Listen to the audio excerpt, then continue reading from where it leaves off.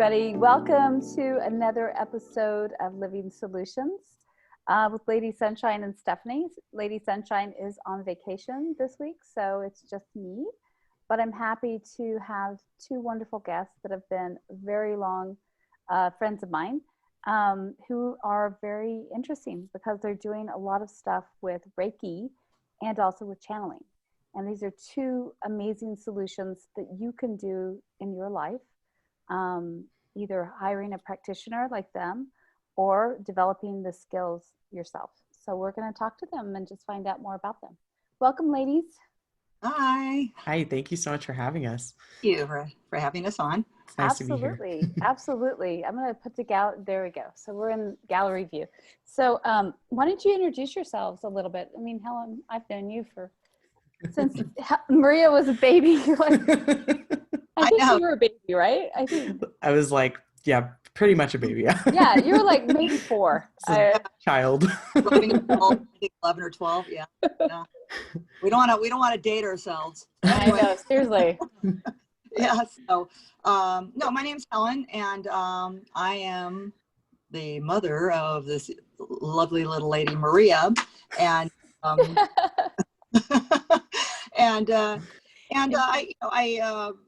I got into Reiki, learning how to use it. Actually, because of Maria, she was the first one who signed up and started learning about it. And I was kind of the reluctant Reiki practitioner because I was trying to get everyone else to sign up. And I was just like, oh, you'll love it. It's great. Yeah, you'll love it. But I yielded, and I went ahead and took the course because I saw, like I said, she did Reiki on me, and I was like, wow, it's really nice. And I just saw how all the benefits that it does, and it's kind of like this lost art that's made a comeback, healing modality. So it's Very yeah, cool. that was the kind of reason why I got into it. Well, can you tell us a bit about the experience what happened that made you so much of a believer in it? Well, so I've never had it, so. Okay. So when Maria had me lay down and she explained what she was going to do, and what she does is you put your hands and you kind of feel your energy, because we have a physical body and an energetic body, and usually what happens when we get sick, usually it starts out with pollution in our energetic field. And if we never address these things, they could be like childhood traumas. It could be all kinds of stuff, baggage that we just kind of piles on as we go along in life. And if we never really address these issues, then eventually they seep into our physical body. And then that's when disease and illness gets introduced. So it always starts in the energetic body, and then it'll come into the physical body because the two are connected. So Maria, tell me a little bit about you as well, how you got into this, because your mom is telling me that she really turned the corner after an experience where you had done a healing on her. Is that correct? Mom, was that your experience? My experience, initial experience was it was so relaxing, and her hands literally got hot. And when she went over the different parts of my body, it was just like this wonderful, soothing, it felt like it was a healing type of energy that was just she was going in different positions, called hand positions. And to the point where I just fell asleep and so relaxed. And that is a very common a side effect of Reiki. People it's just like, oh my God, it was so wonderful. And they just usually they'll fall asleep and have other experiences too. But go ahead, Maria. But that was my positive first experience. Yeah, it was really fun to get to practice on her, actually, and she got free Reiki, so that's great. But my name is Maria Hill, and I'm a psychic medium and also a Reiki master.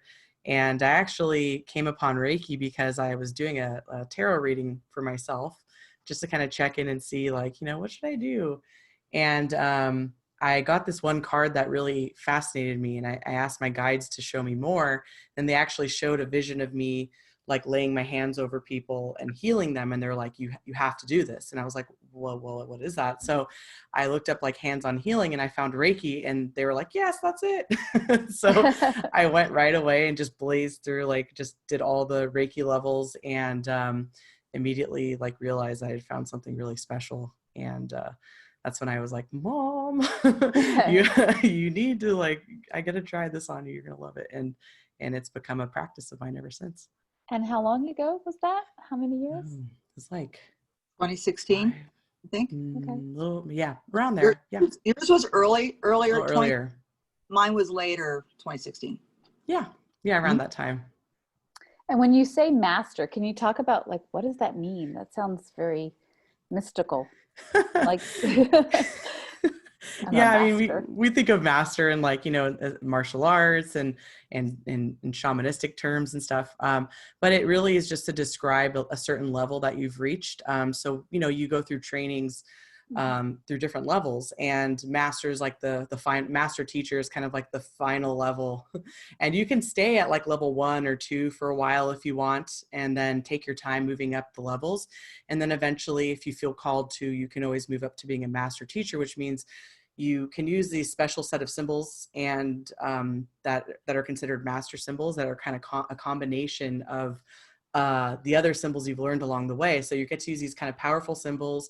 And also you can teach others. So you can activate Reiki in other people if they want to become practitioners. So you have I guess it's the go ahead to train them and to activate them. But also we can do things like psychic surgery and other advanced techniques once we get to the master level. So, but Wow. You can do a whole lot of healing with just 1 and 2, even just level 1, which is just self-healing. Level 2 is like when you start to actually do it on other people. Then level 3 is like basically the master teacher level. And what kinds of, I'm just curious, what kinds of cases do you have? I mean, I know there's some confidentiality, but can you tell us a little bit about what kind of issue would somebody have to come see you? Virtually anything. Yeah. I've worked on people who are struggling with mental illness, and it helps to stabilize and balance their energy back out.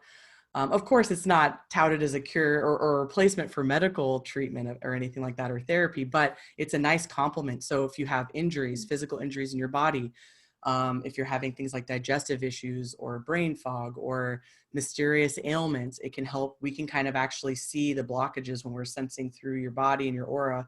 We can actually see those, and we can even remove those if at a master level. And we're just, giving the body that energy that it's going to take and use it the way it needs to. So you could pretty much get Reiki for just about anything. That's how flexible it is. Wow. That's incredible. I mean, Maria, are you using this, because I understand you're a channel too. Mm-hmm. And Helen, I think you told me about this, that Maria she sort of she's just sort of fell into it accidentally. And so Maria, can you talk, do you use that with your Reiki, or is that a separate thing? Yes, all the time. And one of the beautiful things about Reiki is once you become a practitioner, your natural abilities will awaken more, and you actually might have new abilities start showing up, which is pretty cool. So because you're working with that kind of divine life force energy, it can open up other channels in you. So it's not uncommon for Reiki practitioners to suddenly have these almost like sudden awakenings and things to other abilities that they maybe weren't aware of before, or that were more, on a smaller scale previously. So for me, I definitely noticed it's enhanced my channeling abilities, like my psychic abilities, my medical intuition. Like I pretty much can do that like on its own now. And I see beings come in all the time and get information that is passed through me during a Reiki session that I can then pass along to the person getting the healing. And it's a really beautiful experience, because sometimes I can see family come in, or angels, guides, like other beings. I had a really like crazy experience on someone I worked on recently, where literally like Jesus came through and I was like amazed, because I'd never seen that before. And again, like angelic beings, and it was like the most amazing experience. So you never know what's going to come through, but yes, you can definitely channel throughout the session. Wow. Okay. So Jesus, give me, I'm sure our viewers are going to want to know more about that. So I need to ask that question. Can Can you describe what that was like? And did he talk to you, or what did he look like, I guess? Yeah, so just a little background. Like, although I grew up Christian, I don't consider myself like Christian, like like an active Christian anymore. I kind of just have just an open belief system. So it's not like I really was seeking to work with him like specifically. But it turns out the person, I didn't know this by talking to my client, but he came through. He told me because he had been with her. So like, this client prayed to him a lot, and he wanted to come through and tell her that her suffering was over, and that because she had suffered so much throughout her life. And so it was almost like a divinely timed event where several angels came in, this really important family member came in, and then literally he appeared as, and the way he appeared to me was symbolic. So he showed me himself as like, because I was raised Greek Orthodox, he showed himself as like a Greek Orthodox icon, like iconography style, but like just as a person. It was really weird. And I said, why are you showing me like this in this form? And he says, no one would recognize me in my true form, in my human form, because I was never depicted accurately.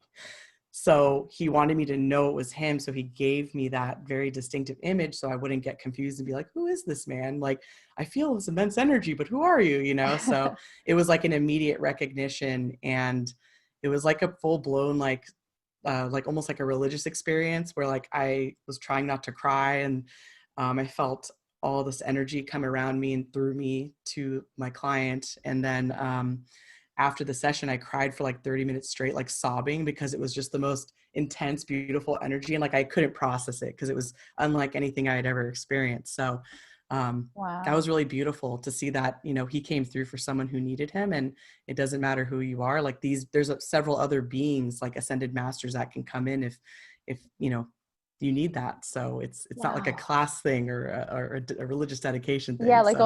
only the Pope gets Jesus, Yeah, right? no. Yeah, not at all. That's so cool. Well, one time I was for a while there, I was like doing Reiki on myself every day, because I did it mainly for myself, for my self healing. So every day I do Reiki, and because they said there's teachers out there that don't have really good energy because they Reiki everyone else, but they don't Reiki themselves. And that's so important first, to Reiki and clear your energy before you go work on someone else. Because there's a lot of people that have a lot of dysfunction. There's like mystics and healers and all that, and they could have just a total, I think we went to one, Maria, where she was like, she reeked of cigarette smoke, and she did not have good energy. I'm like, I don't think I want her, you know, doing energy work on me, right? But anyway, but like one time I was doing Reiki on myself, and I literally felt the founder of this Usui Reiki, that one of the modalities that we learned, the original Reiki. I literally felt him come in, and I didn't necessarily see him, but I felt his energy. He had a very distinct energy, and it was like overwhelming. Oh my God, he's assisting me with my own Reiki one time. And one time I had Jesus hold my hands, and when I was done, it was just like, you just recognize the energy. Like Maria's more visual, she could see.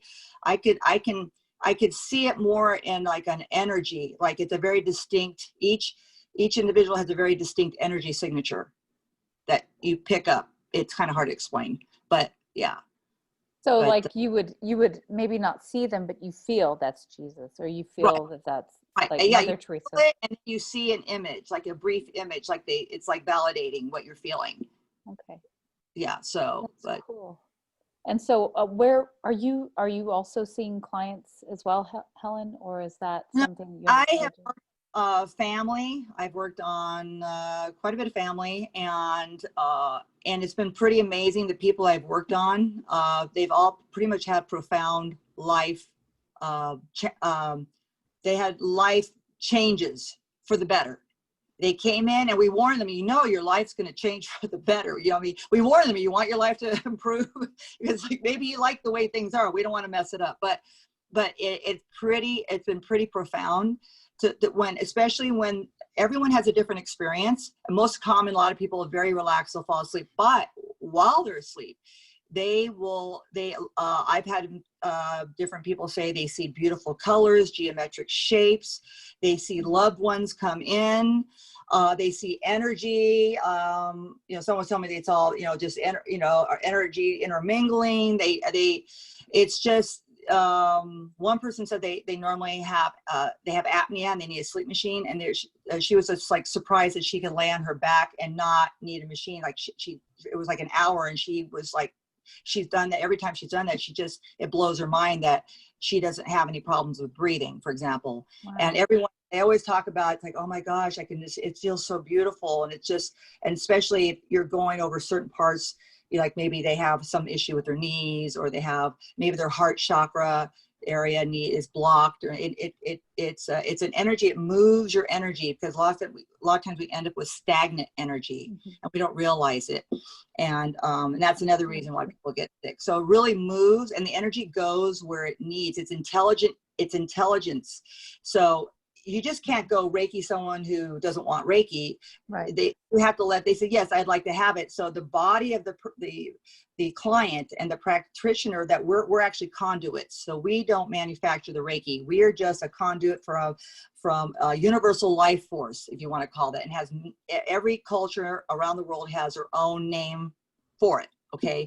And so when you bring in, you're channeling that energy in, and it goes through you to your client, and the energy will go where it's needed. So the energy will talk to the person's energy, to their cells in their body, and it will go where the body will tell that energy where we need it to go. Okay, and that makes sense. Yeah, I do. Because Lolly, he's going to talk about it on one of the podcasts, but he's a kahuna, so he has a healing seed that he wears around his necklace, and he just, like, if somebody gets hurt, or one of the dogs or something, he takes it off and he puts it there, and he just waits, and he knows it goes where it needs to go, and then he just knows when to take it away. It's all intuitive. So and that's basically, that energy is really the same energy. It's not like this energy or that energy or this. Okay. It's the same universal life force. And it's called God energy, God energy, source.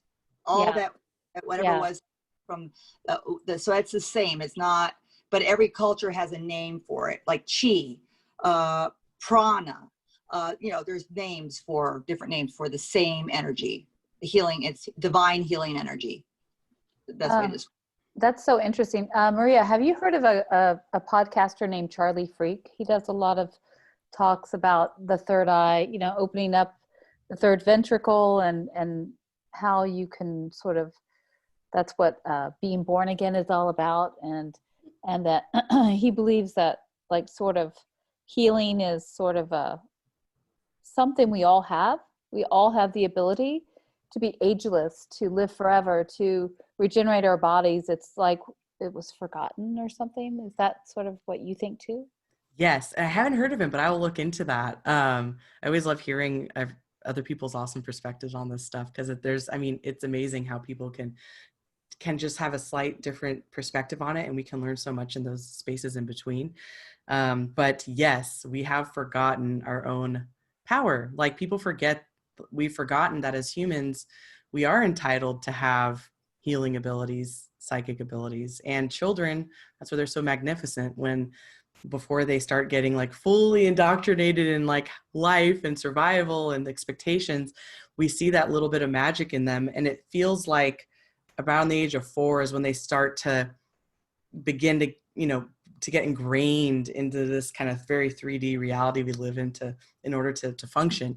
And that's when we start to see their own, they've been told, oh, the monster, the thing you're seeing is not real. That's an imaginary friend. Or, like, they're drawing these fantastical pictures, and we're like, oh, what a nice imagination. Like, we discredit them so much that they're like, well, they start to think, well, yeah, that must not be real then. But they come in with that knowledge, and imagine how amazing that could be if we could teach our children to actually harness that for the rest of their lives, instead of encouraging them to step away from that very special aspect of our humanity.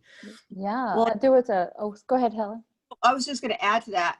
There's a lot of people don't know that when there's 3 times when you cross the veil, you can see beyond the veil. So when babies are born, they're born full on. They're still connected. Okay.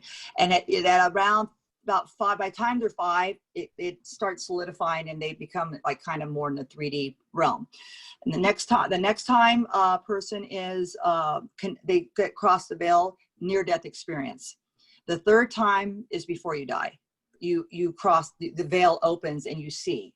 So we do have the ability to go on, I mean, and literally cross that barrier that we have, this, like I said, this metaphoric veil that is our amnesia, that we can't see who we were, who we are, in all our divine essence that we are. But that's a lot of people don't know that babies are actually born full on. And they're still connected. That's why children, they can talk and they're saying things. Who are you talking to? Oh yeah, I'm talking to my friends. We're all hanging out. We have some tea. I'm like, okay. That's true. That's true. I mean, there was that story about a little boy who lost part of his leg, and he didn't know he couldn't grow it back.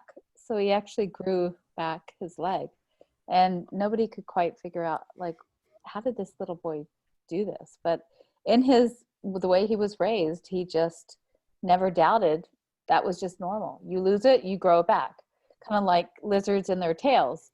Yeah, it's astounding, but medical science, reports it.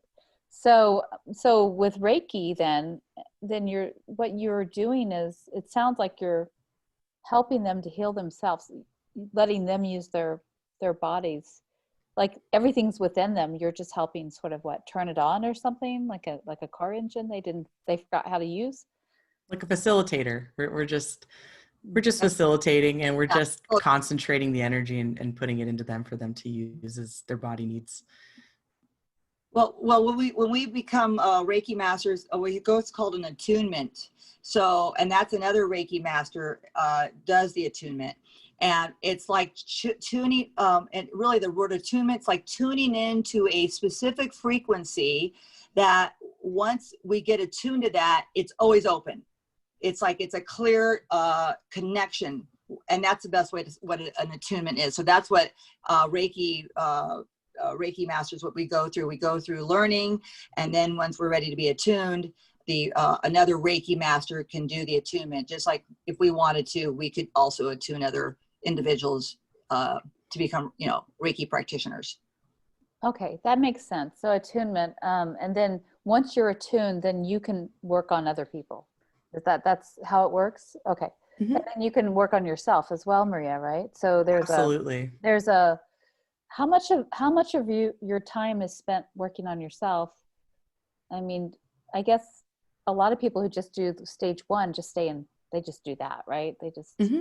heal mm-hmm. themselves.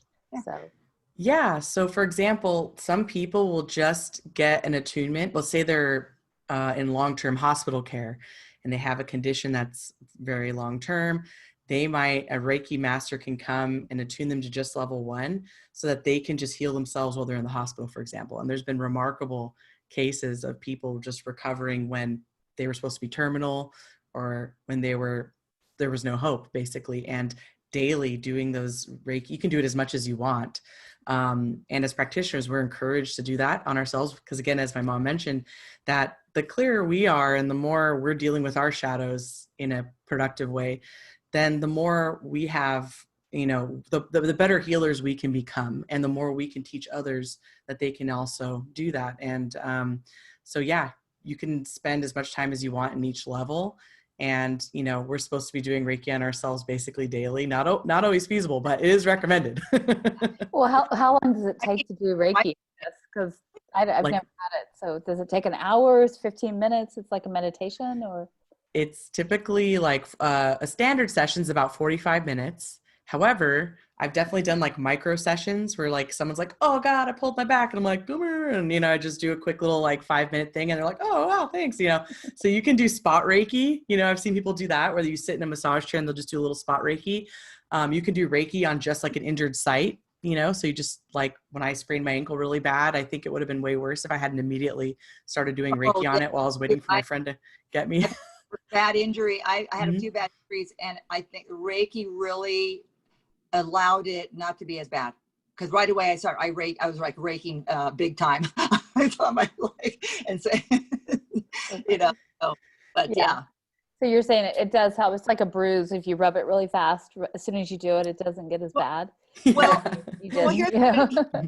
here's another example, and we don't realize. So when we're little and we got hurt and we got a boo-boo and we were like, oh, and we go to mommy, and what did mommy do? She would soothe the boo-boo. She'd give it a kiss or she'd touch it.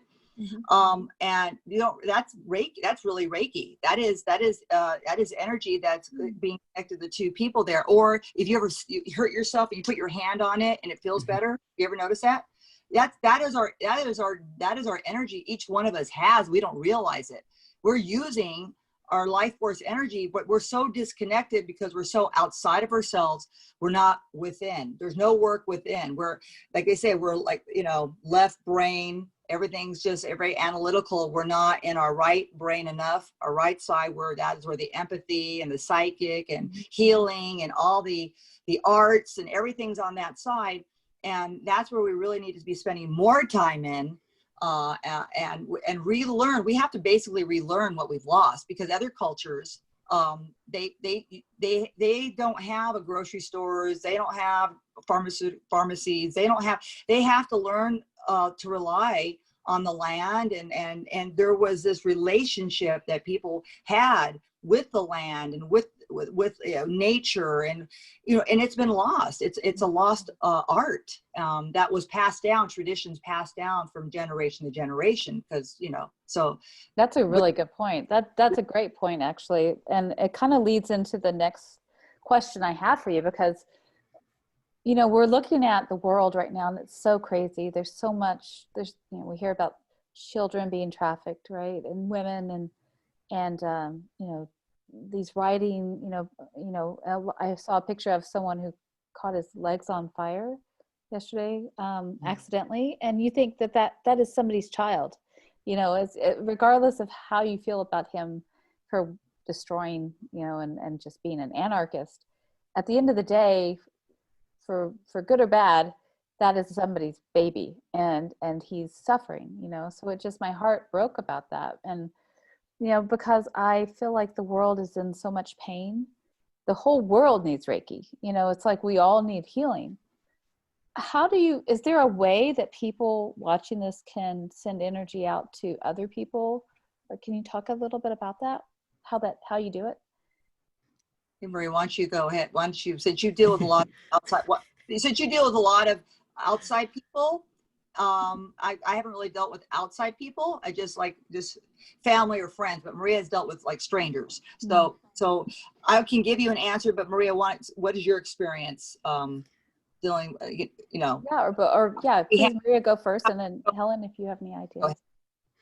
Yeah, so we are taught through our Reiki training that Reiki can be applied to land, to situations. It can be something that's done very personally. It can be used to heal animals and plants and water, like whatever you can think of. You can send it using a distance technique. We have a special symbol we use that is a distance Reiki symbol, and we can use that symbol to basically transcend time and space and send it to wherever the distance, however far it needs to go. And we can even send that energy forward in time, backward in time as well, using that symbol. Wow. So it's almost like energy. It is like energetic time travel, because in the realm of energy, there really is no time. There's no gravity, no space. That's all constructs that we live in here on the 3D realm.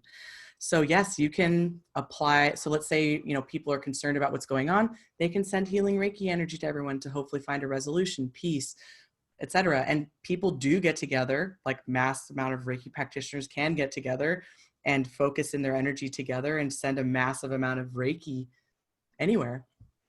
Oh, and wow. And we can even teach our children how to do Reiki on themselves. And kids are very good at naturally just working with Reiki. Like they just pick it up very quickly. So yeah, you can send it anywhere. You can use it on anything and for any particular circumstance as well.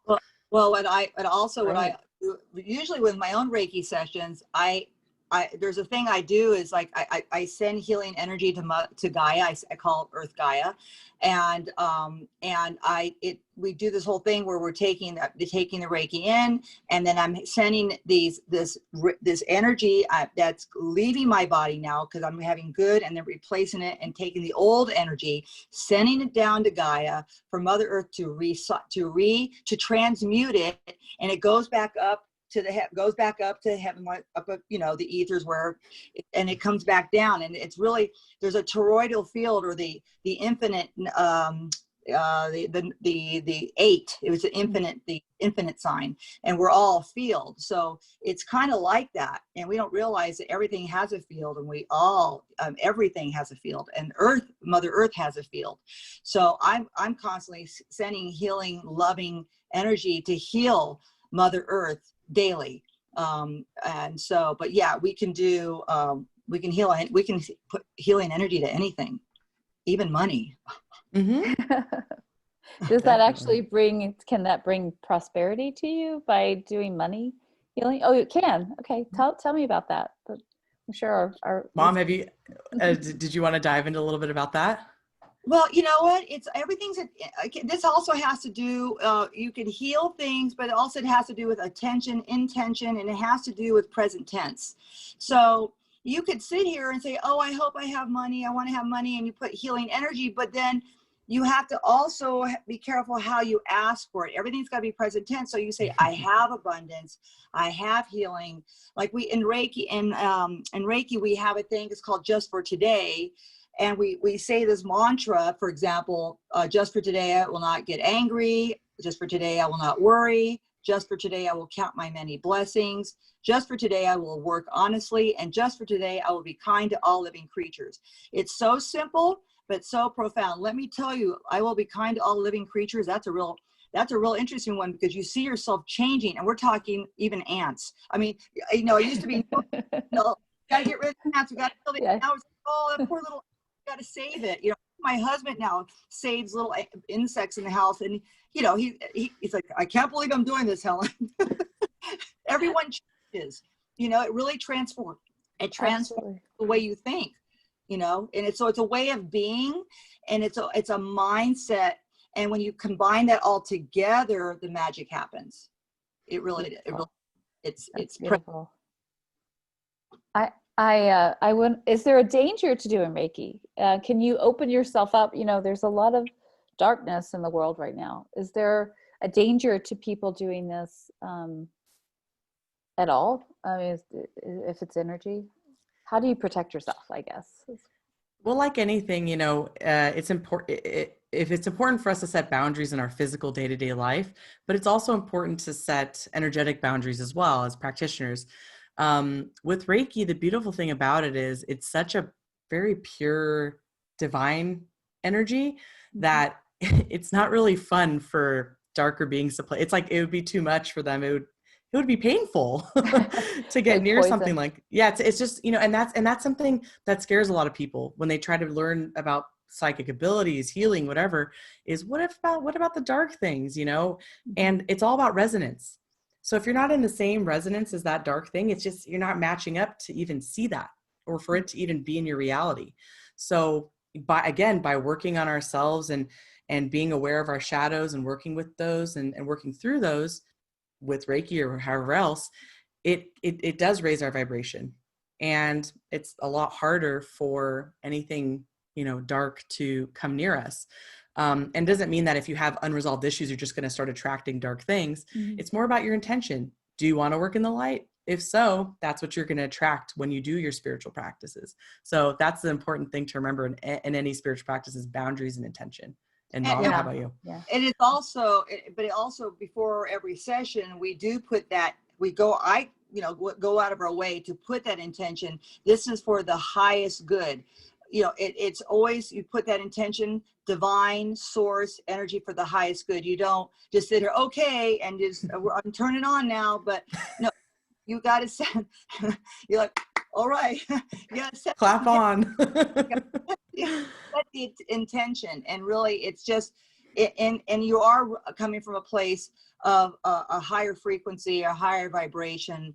And that's with any energy work. There are, like I said, there's a lot of other energy, psychics and all that. And you could just tell if you go in there, if their energy is not good, you know, and because they're not working on themselves. I mean, and that's so important that yes, you help other people, but you really should be helping yourself first. And if you're good to yourself, you'll be definitely good to others. And that old saying goes. Absolutely. I totally agree. Well, do you guys have anything else that you want to share about your journey with Reiki and channeling? We didn't really touch on channeling, but well, Maria, want to say a little bit about the channeling? I think. Yeah, let's give channeling a little time. Little time. It's Channeling. channeling is something that takes a lot of trust. And if you're very fearful about opening up, it can be hard to fully expand so that you can allow information from other dimensions to come in. But I do think if people really want to become channelers, that's something they can work through and they can explore in their own time in the way that they need to do it. But there are some people that can just kind of click into channeling if they need to. But we channel all the time. And I think people, you know, I'm always trying to bust the hierarchies. Like, why are we always raising people up? Like, oh, she's a psychic or he's a psychic, they must be special. It's like, no, they're just like exercising a little more of this ability. And so we channel all the time when we're solving problems like innovation, that's channeling. Doing artwork, writing music, you know, even sometimes like when we're just like doing something really mundane and we get a stroke of inspiration or an idea or a solution, that's channeling. You're in that moment aligned enough to just let something in. And we can get information from our angels, our guides, whatever you believe in, to come in from those other dimensions and come into our consciousness and our awareness. So, you know, I would hate for people to think that channeling is for the select chosen ones, because there's a lot of channelers out there, that's their whole careers. They're just these like, oh, the channel is out. You know, it's like, we could all learn to channel in our own way. And the way I channel is more in the active way. There's trance channeling where you literally step outside your body, like your consciousness steps aside and allows another one to come through and to use your body like a marionette and your voice and everything. And those are trance channelers. Okay. I've done a little bit of that. It's not my favorite thing yet. I like to do active channeling where I'm in a light trance. So I'll like kind of be semi-aware of what's coming through, but I may not remember everything that came through because I'm just kind of, you know, so yeah, okay. But most people are just active channelers. They're just, you know, in moments bringing through information. Oh, that's so interesting. Yeah. Cause that is, I've had those moments where I just get an idea, like this podcast is sort of an inspiration, I guess, to do with Lady Sunshine. But you know, I want to say, people say inspiration all the time, but if they really understood what inspiration is, it's in spirit. That's inspiration. In spirit. Yeah.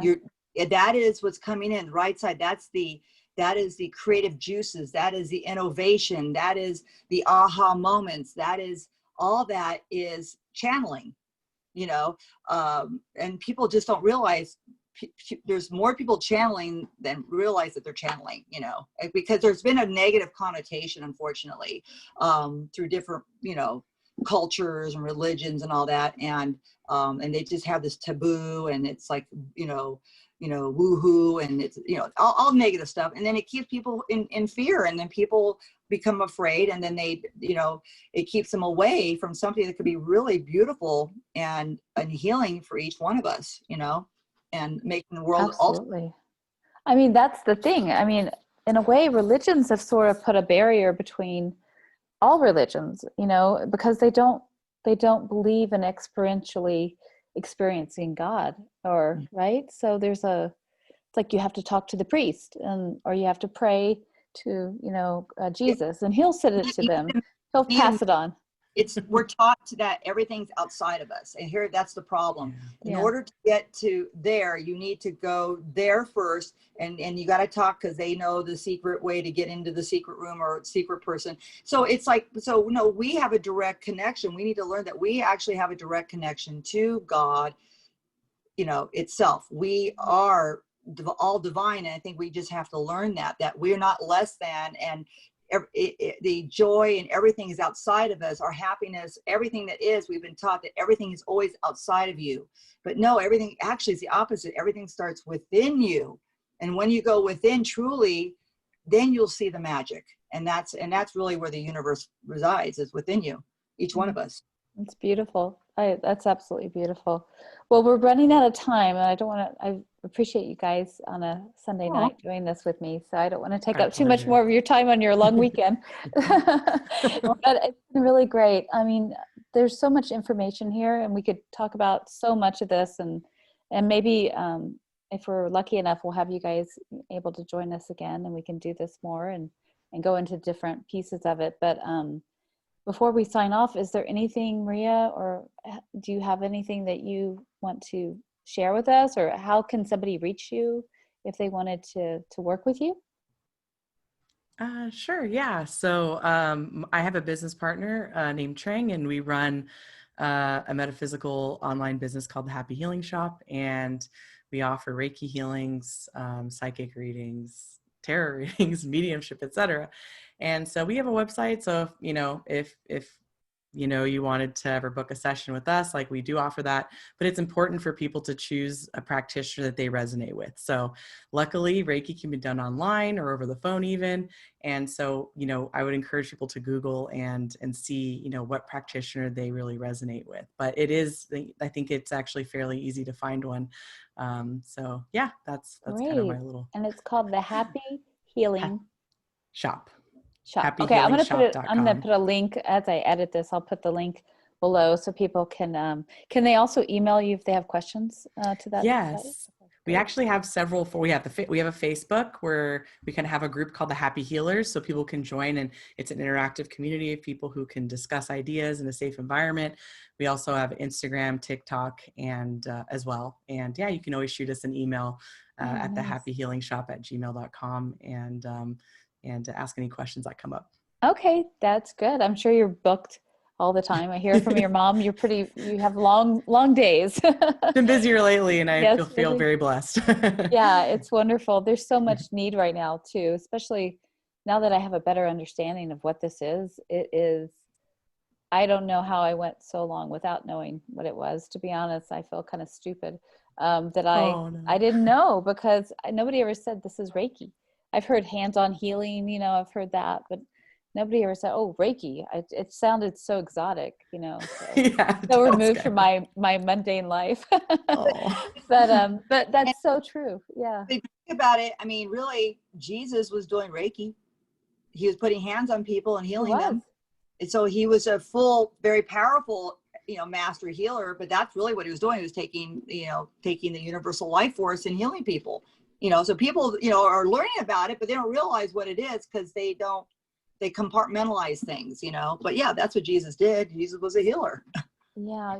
It's funny because I didn't know what it was called, but I remember I was on an air flight from France to, I think Sweden, and then heading home. And there was a baby, and I kid you not, he cried the entire way from France to Sweden. It was like 3 hours of hell. Everybody on the plane wanted to they were just going insane. You could just feel the energy. It was so embarrassed. I felt so bad for the parents. And I just was sitting there, and I was just making myself stay in the chair because I felt so compelled to go to him and pick him up. And I was like, they're going to think I'm crazy. Woo. And the last hour, I just couldn't take it. So I went over and I said, can I?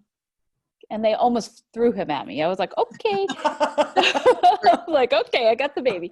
So I will never forget it. And I started immediately. He laid his little head on my shoulder and just went right to sleep. He just, for whatever reason, we resonated, I guess, is right. And it just. And you felt a calling. See, exactly. You had an intuitive feeling, and that's how energy works. It was a calling. Maybe the child was talking energetically, and why did you feel compelled? And then see how magical that is. So we all pay attention to that. That's intuition. You can't verbalize it. It's not intellectual. It's all feeling. It resonates. It's a truth that resides within us. And really that's it. Paying attention to the subtle beauty of the energy that's around us. Well, to end that story, I got a standing ovation on the airplane. Everybody clapped. And when we got off, they were all clapping. I was like, that's hilarious. Oh, So really, Reiki, if it's Reiki, then that can be very celebratory as well. So that's very cool. So take that for what it's worth. But that's awesome. Oh my gosh. Oh my gosh. Well, I will go ahead and end this, but it's been a joy. Thank you so much for joining me. And I hope everybody's had a good time listening, and we will catch up when we catch up on the next one. Thank you so much. Thank you for having us. For having us.